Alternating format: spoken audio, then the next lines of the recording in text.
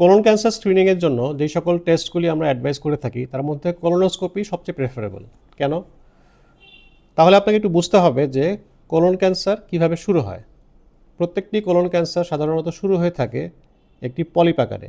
Polyp হচ্ছে এক ধরনের বিনাইন টিউমার যেগুলো আপনার কোলনের যে কোনো জায়গাতে হতে পারে, এবং একটা কোলনিক পলিপ থেকে কোলন ক্যান্সারে টার্ন নিতে দীর্ঘ সময় লাগে, কোনো কোনো ক্ষেত্রে 10 বছরেরও বেশি। সো আপনি যদি কোলোনোস্কোপির মাধ্যমে স্ক্রিনিং শুরু করেন, যেই বয়সে স্ক্রিনিং শুরু করার কথা ইউজুয়ালি 45 ইয়ার্স এইজে, তাহলে আপনার যদি পলিপগুলো পাওয়া যায়, সেই পলিপগুলো কেটে ফেললে আপনার কোলন ক্যান্সার শুরু হওয়ার আগেই কিন্তু কোলন ক্যান্সারের প্রিকারসার লেশনটি আপনি সরিয়ে ফেললেন। এজন্য আমরা 45 বছর বয়স থেকে কোলোনোস্কোপি অ্যাডভাইস করি। কোলোনোস্কোপি করে যদি নর্মাল রেজাল্ট আসে তাহলে প্রতি 10 বছর পর পর কোলোনোস্কোপি রিপিট করতে হয়।